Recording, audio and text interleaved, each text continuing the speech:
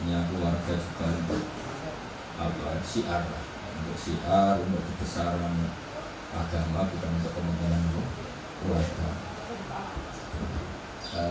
Pesan kula kalian keluarga sedangkan para penggemar Habib Ja'far bahwa sejarah atau biografi beliau harus tetap terukur sesuai pengalaman-pengalaman keluarga atau orang dekat. Ini penting kulaturkan dan kapanpun saya akan kampanye seperti itu, karena sejarah orang meninggal itu terserah yang hidup. Seorang lagi, sejarah orang yang sudah wafat itu terserah yang masih hidup. Sehingga gara-gara orang yang hidup juga ini Rasulullah SAW itu mati-matian meluruskan tentang Nabi Ibrahim. Karena Nabi Ibrahim ada cicit namanya Yahuda bin Yakub bin Ishak bin Ibrahim. Kemudian Yahuda ini punya versi yang seakan-akan Ibrahim itu ala Yahudi, seakan-akan. Sehingga Quran diambak yang menjawab maka Ibrahim jauh balas. Untuk barokahnya cucu yang bernama Rasulullah Muhammad SAW, beliau Islam secara benar, beliau bertauhid secara benar, beliau bertasbih secara benar, beliau berdakwah secara benar, dan memaklumatkan kalau yang saya lakukan ini millata abikum Ibrahim. Jadi ini penting kulaturakan sehingga terus mau tidak mau cocok status Ibrahim terangkat lagi sampai dinu Ibrahim, karena dimaklumatkan Allah anit tapi millata Ibrahim. Terus pengalaman dari sejarah itu juga pengalaman tentang sejarah Gus Dur atau sejarah tokoh-tokoh besar. Artinya itu saya mohon dari keluarga ini punya baku, punya standar versi yang sampai anak cucu kita ini yang dipakai adalah standar. Utamanya ya Habib Lutfi, Habib Umar, yang dari Muhyiddin, dari keluarga Habib Bikin, dari penderek dan lain. Supaya ada yang bertanggung jawab terhadap versi standar itu. Meskipun versi yang lain mungkin tidak bisa dihindari. Mohon betul apa-apa santai. Terus ini pesan pulau.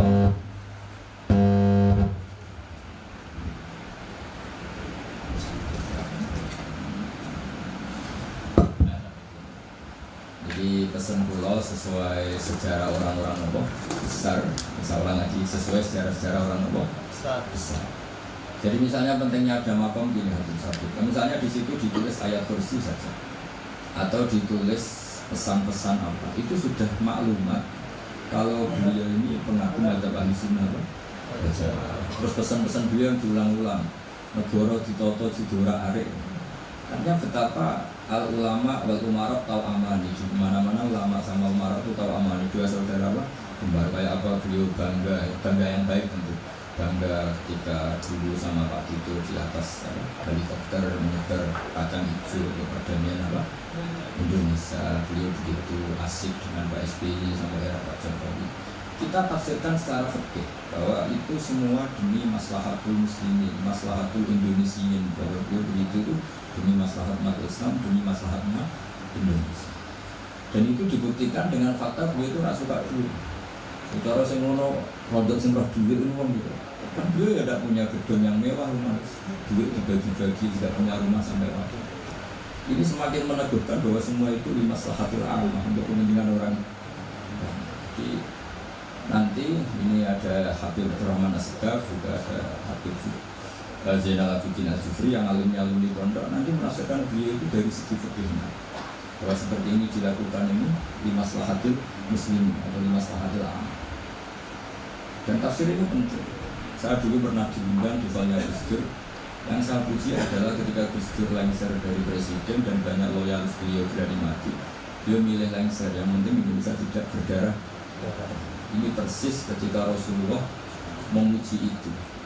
Ya maknanya persis itu ya semangatnya sama lah, tentu dengan kualitas yang beda. Ketika Rasulullah memuji Sayyid Hasan, inna biha adalah sayyidun wala Allahu yuslihu bi baina fi'atin azimah. Sekedar redaksi tidak ala tapi wa inna Allaha yuslihu bi baina fi'atin azimah. Maka cucuku ini Said Hasan adalah Sayyid, orang yang sangat terhormat, ditandai dengan perilakunya selalu muslim, mendamaikan bena fi'aten azimaten di antara dua kelompok yang besar. Tentu di antara kelompok yang besar di Indonesia itu ada ulama Demak. Dan Habib Lutfi sama masih ingat acara-acara yang viral itu dengan Habib Akbar, ada Pak Jokowi, ada Pak Tito, ada Gatot zaman itu Jenderal Pak. Beliau begitu bangga karena ada persatuan ulama dan hal ini harus dipikirkan supaya bahwa negara ini dijaga sekian elemen. Negara juga harus merasa butuh elemen-elemen yang lain juga merasa butuh. Dan ini dimiliki Habib Ja'far min awalil amri, bukan setelah rame-rame mulai dulu juga beliau seperti itu. Saya pernah menyaksikan beliau dengan Mbah Mun di Ghazali dan dia selalu menghentikan negara itu ditoto jadi orang. Mendoakan Amerika presidennya damai dengan Indonesia karena dunia ben gak geger katanya. Nah, lepas dari cara beliau ngendikan seperti itu, kita bisa menfekihkan memang wa ma arsalnaka illa rahmatal lil alamin, bahwa agama ini memang untuk rahmat bagi semua. Nah, maksud saya bisa matur ini ke Habib Bidin, ke keluarga, bahwa penafsir standar itu kedah wonten supaya nanti tidak versinya yang murat-marit. Karena kita punya pengalaman kan, sebesar Rasulullah saja nyuwun sewu terjadi hadis apa? Maudhu. Ya, jadi harus dikawal secara apa? Ilmu. Siapa yang ya tentu yang paling kita dengar ya, yang masyhur itu ya Habib Umar lah misalnya, yang di luar keluarga Kudus ada Habib Umar, ada Habib Lutfi, orang-orang. Dan tapi apapun itu kita ini juga membantu secara fikih dalam menafsirkan itu, bahwa ketika beliau dekat dengan Umaro tidak untuk hadun nafsi, tidak untuk jam ilmal, tidak untuk menang-menangan, tidak untuk jam ilmal, tapi untuk limaslahatil amah, untuk kemaslahatan apa? Bersama, untuk umum. Apalagi tadi saya dengar sendiri dari Habib Bidin, nanti ketika Habib Ja'far jadi ikon di makam Peloso juga keluarga ada minta tadi. Artinya tidak minta itu ya memang kita sudah dilatih untuk ikhlas itu. Soal nanti nyuwun sewu manajemen makom karena mungkin kebanyakan hasilnya terus mikir untuk pondok tahfidz nggih monggo, tapi itu tidak dari keluarga tapi murni dari apa? Manajemen yang ya pengelola kelurahan sendiri. Kalau kita sendiri enggak. Terus yang ketiga, bahwa sejarah orang-orang soleh memang harus dimaklumatkan supaya orang itu masih ingat Allah dan Rasul. Jadi saya sering baca di kitab-kitab awwalu hadaddin al-i'lam. Pertama agama ini muncul karena dimaklumatkan. Sehingga Rasulullah ketika rawuh Dawi Gua Hira, beliau pertama itu naik gunung Sofa terus memaklumatkan kalau beliau itu nabi dengan semangat asyhadu alla ilaha illallah wa asyhadu anna muhammadar rasulullah. Nah, Habib Ja'far dengan segala keterkenalan majdzubnya, beliau ngendikan tuh mesti diulang-ulang syahadat wali-wali yang sudah kabundut. Mungkin kalau Anda dengarkan itu mungkin biasa. Mungkin karena ndak wali itu yang jelas itu. Kedua ada ahli fikih. Tapi kita-kita yang ahli fikih itu ngerti. Wali-wali yang sudah kabundut kalau nggak disebut lagi ya lupa, apalagi artis. Cuma Habib Ja'far caranya seperti itu. Beliau sering memberi hadiah Fatihah. Karena orang sekarang itu belanja demi belanja gambarnya artis, lihat film dan apalnya tokoh-tokoh film sampai yang di luar negeri juga hafal. Tapi wali-wali yang sudah kabundut dah hafal. Nah, semangat beliau menyebut itu tuh ada filosofinya. Itu yang nggak wali pasti tidak paham, yang nggak ahli fikih yang nggak paham, malah geremeng kadang. Bulan baleni maksudnya ini serabakat soleh lah yang seperti ini, semoga tobat kan. Jadi itu ada teorinya. Quran sendiri ceritanya juga yang diulang-ulang. Jadi itu ada filosofinya. Itu kan sama dengan semua kiai meskipun monoton selalu bilang wa ala alihi wa sahbihi ajmain. Kata ajmain ini penting karena ciri khas ahli sunnah itu menghormati semua sahabat. Kata wa alihi juga penting karena ciri khas ahli sunnah itu menghormati alun nabi. Makanya kata Basim Asy'ari wa nuhibbu ahlal bait wa nu'azzimu ahlal bait wa nu'azzimu jami'a ashabi Rasulillah. Ciri khas kita ahli sunnah adalah menghormati ahlul bait, memuliakan ahlul bait dan menghormati semua sahabat. Jadi kalimat ini seakan-akan diulang-ulang wa ala alihi washabihi ajmain, tapi ini maklumat sebuah akidah, maklumat sebuah ciri khas. Lah nanti kalau bangun makom juga diniati gini, ini maklumat bahwa bangsa kita menghormati wali, menghormati habib, bukan gagah-gagahan terus seperti itu ndak. Ma'adzallah min dzalik itu ndak akan, tapi sebagai ikon kita bangga, kita tabahi kalau dalam bahasa Arab dengan eksistensi Habib Ja'far. Jadi saya beberapa kali dengarin beliau ketika dengan Pak Jokowi, dengan Gus Ali, dengan Mbah Mun, terus terakhir dengan saya di sini, kenangan saya itu harus difekihkan. Jadi ketika beliau kesini biasanya dikawal dari Mapolda. Dari Mapolda kemarin saya juga melihat acara pemakaman. Saya pas itu baru datang dari Situbondo. Jadi semua itu harus difekihkan. Sehingga dalam fikih misalnya dijelaskan ketika Nabi nyurati raja-raja itu ila maliki qaisar, ila malikir rum, ila qaisar. Itu kata ulama-ulama, Nabi itu ngakui jabatan dunia. Buktinya raja-raja juga oleh Nabi dipanggil malik, dipanggil apa? Raja. Jadinya Nabi nggih kersa apa ngakui eksistensi hukum yang sedang apa? Yang sedang berlaku. Ya tentu tidak, yang tidak yukhalif, ya tidak bertentangan dengan syariat. Jadi saya mohon pilihan-pilihan beliau dekat dengan Kapolri, Presiden, atau dekat dengan Umaro, jangan ditafsirkan macam-macam, tapi tafsirkanlah bahwa semua ingin kita ini baik-baik saja, baik urusan yang terkait ulama maupun terkait apa? Umaro. Dan itu yang diihyai seperti itu, al ulama wal umaro tau aman. Ulama dan umaro itu saudara kembar, saling meleng. Saya sebagai kiai itu juga gak bisa bayangkan berantas narkoba dengan penyelundupan seperti itu. Yang punya otoritas itu polisi.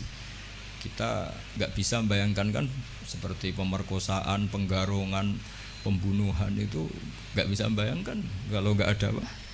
Polisi. Nah anggap saja Habib Ja'far itu ikrar bahwa kita ini butuh negara.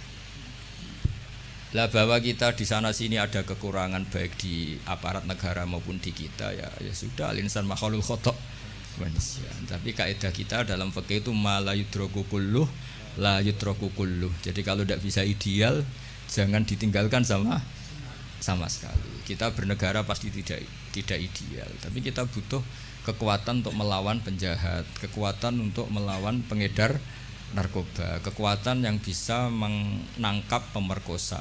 Nah kekuatan-kekuatan itu adanya di kepolisian. Sama kita butuh kesejahteraan, ben ono sing mikir menteri keuangan, Menko apa. Kita butuh kesehatan, ya ada yang mikir yaitu menteri kesehatan.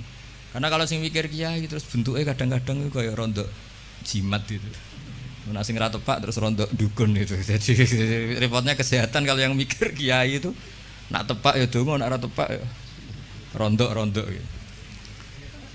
Jadi ini kula suwun sekali, saya mohon semohon-mohonnya sama keluarga Habib Ja'far, utamanya sama Habib Umar Al-Mutahhar yang beliau lama sekali di situ, sama pendereknya Habib Ridho Khirit ya. Habib Ridho Khirit. Saya tahu banyak beliau karena memang saya termasuk orang yang mencintai beliau. Coba tafsir-tafsir fikih ini kita hidupkan supaya enggak ada tafsir yang macam-macam gitu. Jadi iya gimana? Kalau saya ya kan, Habib Ja'far mendingan jenengan. Ya kan? Mungkin kalau Habib Umar itu terlalu sibuk, ya kan? Jadi kan punya orang yang bisa menulis sejarahnya Habib Ja'far. Jenengan yang mengkoreksi. Oh ya, saya yang pokoknya yang bagian fikih insyaallah saya ikut bibitinnya nanti. Itu lebih bagus. Jadi versi-versi yang tadi kayak beliau dekat dengan Pak Jokowi, jangan dilihat karena Pak Jokowi presiden top. Bukan, dengan Pak Polisi pun, dengan camat pun, atau dengan rakyat kecil pun beliau. Jadi ini semuanya dalam konteks.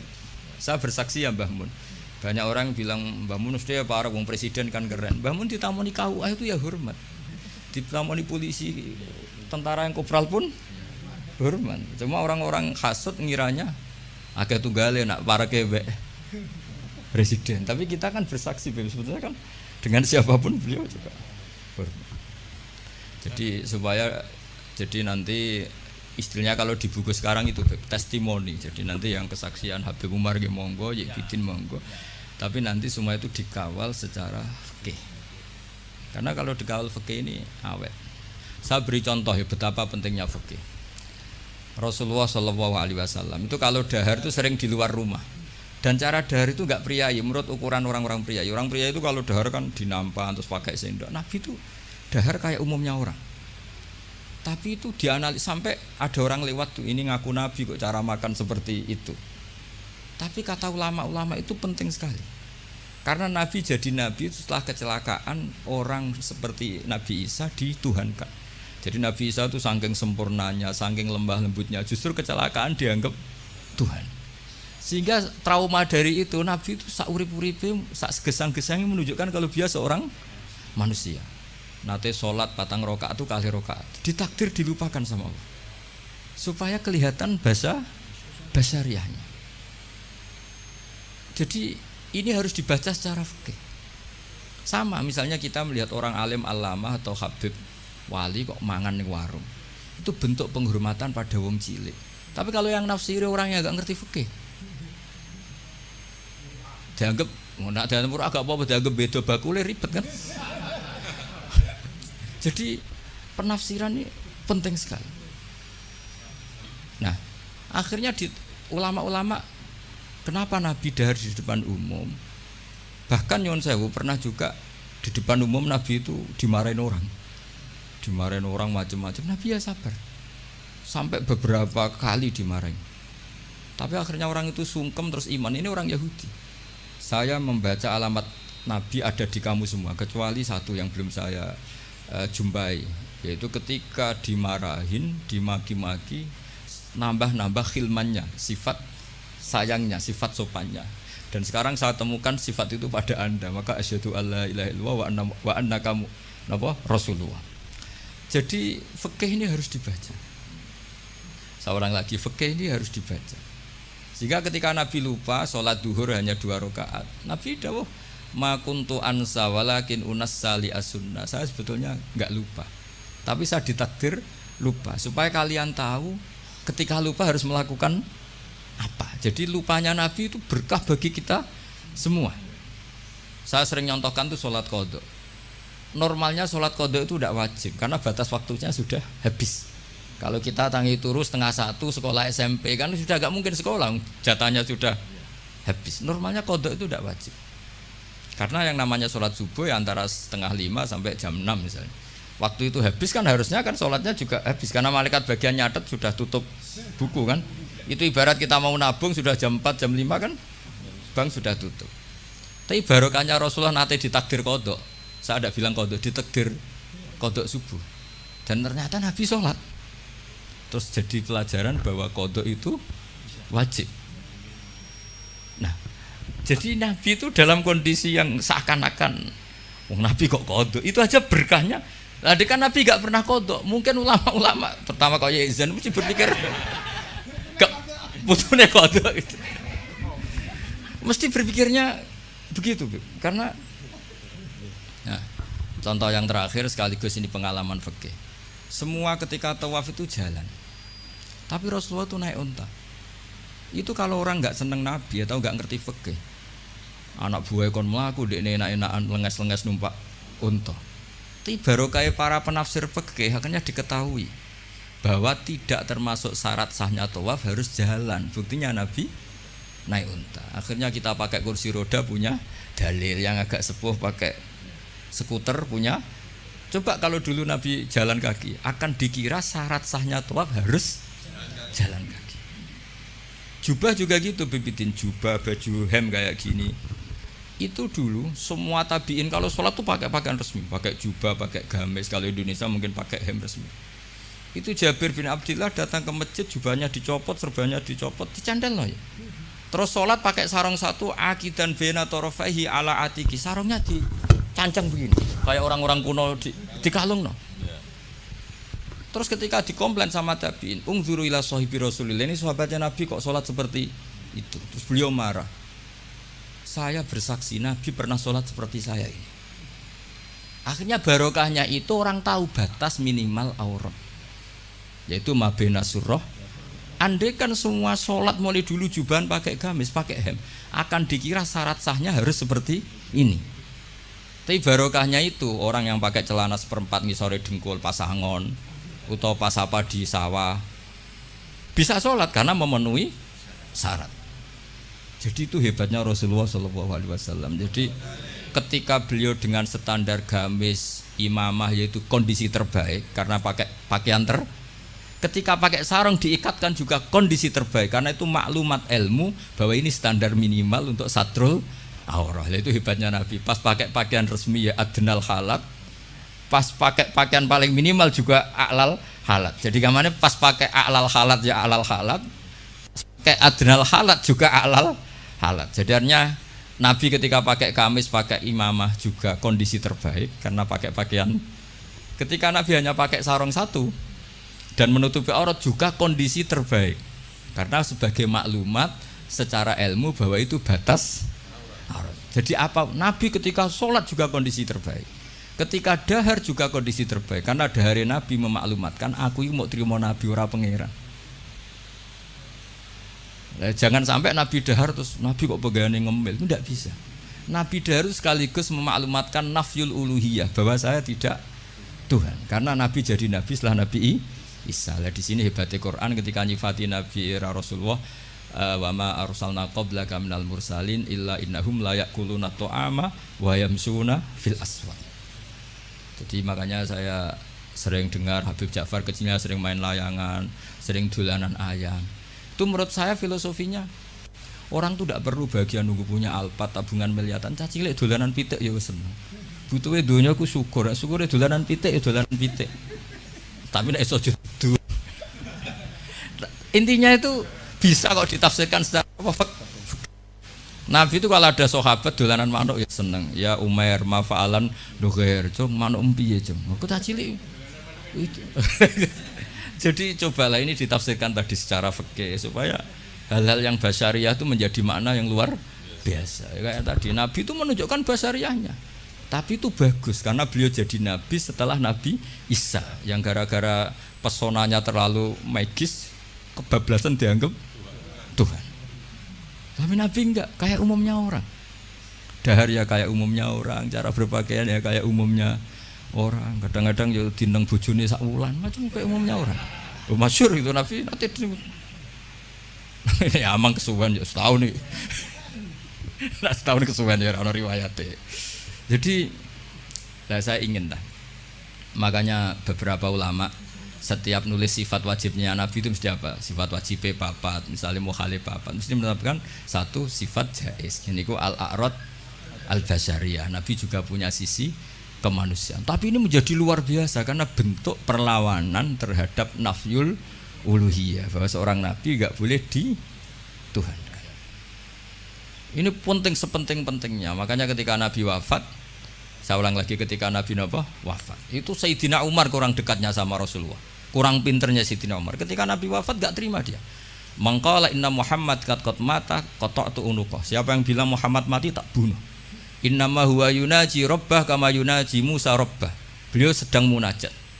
Marah-marah. Lah orang mau gak bilang kapundhut gimana wong nyatanya cara lahir kapundhut. Akhirnya Abu Bakar datang, terus Umar dileraikan dengan dibacakan ayat afa immata wa ma Muhammadun illa rasul qad khalas min qablihi rusul afa immata au kutilang qalabtu. Jadi ketika Nabi kapundhut dengan cara yang wajar, itu juga mendapat derajat yang setinggi-tingginya karena itu bentuk maklumat juga bahwa beliau adalah tidak Tuhan. Andai kan Nabi kapundhut kayak Nabi Isa diangkat ke langit, juga bisa saja jadi tragedi di Tuhankan, dan beliau itu orang paling enggak ingin dituhankan. Jadi semuanya ini spesial itu. Apa semuanya ini? Jadi yang biasa saja itu spesial. Ya, tapi ini kalau yang ngendikan tidak ahlul fikih, tidak ahlul hadis. Nabi kok kabudute biasa sih, sakjane keren diangkat ning langit kok Isa. Lho iki umat yang perlu ditobatno, paham nggih? Justru Nabi kabudut biasa ini menjadi luar biasa karena di situ tidak terjadi nafyul uluhiyah. Jadi begitu juga nanti tentang Mbah Mun, Habib Ja'far, Mbah Arwani, Mbah Munawir, tokoh-tokoh yang basyariah ini harus dijadikan ahwal yang luar biasa. Jadi misalnya kancanan wong cilik ya bentuk penghormatan pada wong cilik, kancanan wong gede ben ora hasud. Kadang ya ana wong gelem kancanan wong cilik tok ora gelem kancanan wong gede. Dikira zuhud aroi jebule hasud. Banyak gak yang seperti itu? Banyak banget. Ada sing kancanan wong gede tok mau wong cilik. Ya ternyata sombong betul. Lah ini beliau-beliau ini teladan betul. Jare Habib Bidin ya Ja'far dolanan manuk perkutut ya seneng, dolanan pitik ya seneng. Artinya beliau-beliau itu orang yang gampang syukur. Orang kok senengnya ketika di istana saja atau ketemu presiden saja enggak. Ya jadi kalau suwun nanti saya ikut bantu testimoni ya saya itu BBA yang spesial fikih lah ya. Jadi supaya sesuai porsi apa masing-masing. Jadi nanti Habib Umar sesuai pengalaman beliau, begitu juga Habib Ridho Khirit pengalaman beliau, nanti Amang juga bantu terutama Yek Bidin. Tadi saya semohonnya semua ini ditafsirkan menurut kapasitas fikih sana apa? Menurut kapasitas karena perilaku Rasulullah SAW, andai kan tidak ditafsiri fikih, yo repot. Sama tak ceritani, donga mara kuburan yo barokah rodok suudon. Nabi itu giliran di Aisyah keluar, karena garwane Nabi banyak dan yang cantik juga banyak, ada Zainab, ada Sofia. Aisyah itu cemburu, ditututi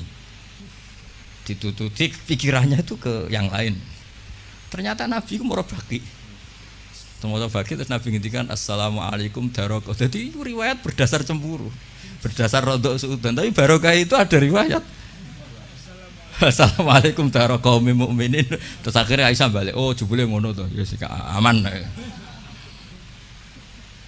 Jadi sholat tahajud juga gitu. Betapa Rasulullah itu orang yang luar biasa. Ketika sare jatahe ning Aisyah, kenangannya Aisyah hatta masajil di jildah. Tapi Aisyah yang cantik itu perawan. Aisyah itu saya senang sekali ketemu engkau. Corong Jawa lagi seranjang dengan beliau. Tapi apa pamitnya Nabi? Zani putune kudu niru ya kowe. Dari ini ata'abbadu li rabbi. Aku keiha, aku tak ambek pangeran. Dari ini ata'abbadu li rabbi. Terus salat. Ya dikira Aisyah salate rakaat. Ternyata salat tuh sampai subuh. Padahal ning ngarepe Aisyah, ning ngarepe Saudah banyak penafsirnya. Ini di depan Aisyah. Dan pas rukun, perlu dicatat pas rukun. Nah sama tahajud kan pas dineng. Sekali rukun serang arah tahajud kan. Ini pas apa ya? Pas rukun. Pas Aisyah, tidak Saudah. Wala Aisyah terus entek tuh. Aku sing ayune ngene ditinggal salat asik sampai subuh. Makanya protes dia. Ngapain kau begitu ya Rasulullah? Qad ghafara wa laka ma taqaddama min dzambika ma ta'akhkhar. Jadi aslinya ora niat takok, ya rada niat protes. Nabi jawab afala akunu abdan syakur. Jadi ini Rasulullah SAW. Semua perilakunya itu hebat. Tapi Nabi nanti kok lihat santrinya main tahajud terus yo ngamuk. Innali ainika haqqan wa li zaujika. Kok aja ngono, cung bojomu yo duwe hak ngene. Jadi kayak apa? Jadi saya mohon jadi Nabi ketika adnal halat kayak pakaian tadi, pakai sarung dilipatkan itu namanya adnal halat, pakaian paling mini. Tapi itu secara ilmu menjadi a'lal halat karena menjadi ilmu bahwa pakaian aurat batasnya satu aurat hanya segitu. Andai kan Nabi selalu pakai jubah dan selalu pakai hem resmi, akan dikira syarat sahnya sholat harus sesempurna itu. Ya, saya ulang lagi ya, jadi ingat ya, Nabi ketika memilih adnal halat itu hakikatnya tetap a'lal halat. Jadi ketika Nabi biasa-biasa saja, tetap ini secara fikih hasilnya luar biasa. Karena di sini ada maklumat hukum. Ya begitu juga nyon sewu ketika Nabi lupa, sanukriuka fala tansa illa masyaallah. Andai kan Nabi tidak pernah lupa, Nabi kan pernah duhur 2 rakaat. Terus beliau kondur setelah di pintu. Ada sahabat yang agak kurang peradaban karena masih baru lah. Aku siroti sholatu amnasita ya Rasulullah, ini sholat model qasar apa memang kau lupa? Sahabat-sahabat yang terpelajar Abu Bakar Umar kan tidak berani matur. Nabi masih jawab, kullu dzalika lam yakun, itu tidak ada semua. Hanya Nabi kembali ke mihrab. Ahakun maqalahu dzulyatin, tadi yang dikatakan dzulyatin apa benar? Iya ya Rasulullah, kau tadi sholat 2. Sahabat yang kayak kula mun seneng, wah ini sholat duhur model baru, berarti mulai besok 2 rakaat dianggap nasah mansuh. Makanya kita tidak tanya karena inginnya itu memang nasah mansuh. Tapi apa yang terjadi? Nabi terus takbir nambahi 2. Nah, semenjak itu diketahui kalau sholat lupa, ya sudah tinggal nambah jumlah yang dia lupa. Jadi lupanya saja barokah. Jadi semua yang dilakukan Nabi lupanya saja barokah. Ditakdir kodok saja barokah. termasuk dicurigai bojo dikiting sampai itu ya barokah. Akhirnya ditemukan assalamualaikum daro qaumil mukminin wa inna insyaallah bikum, dan itu akhirnya yang jadi dalil tahlil. Saya punya kitab namanya itu Tajul A'ros fi Qutbi Habib Soleh bin Abdillah Al-Attas. Itu diantara dalilnya orang tahlilan atau baca Quran di kuburan, itu dalilnya itu hadis itu. Hadhihi kalimatun ghairul Quran. Ini kalimat tidak Quran, yaitu assalamualaikum daro qaumim, dan kalimat ini tanfaul mayyita. Karena Nabi tidak mungkin ngendikan sesuatu yang tidak ada gunanya. Kalau kalimat yang tidak Quran saja tanfaul mayyita, manfaati ke mayit, apalagi kalimatul Quran. Lagi-lagi barokah. Padahal itu peristiwanya di Kiteng tadi. Dicurigai tadi. Jadi saya mohon nanti buku tentang beliau itu segera diterbitkan keluarga dengan niat supaya versi itu tidak berseliweran. Sama seperti Rasulullah, akhirnya ada hadis sahih macam-macam. Kenapa ada hadis sahih? Supaya yang maudhu ini tidak berseliweran. Nggih, ngatur mawon matur nuwun sangat. Assalamualaikum warahmatullahi wabarakatuh.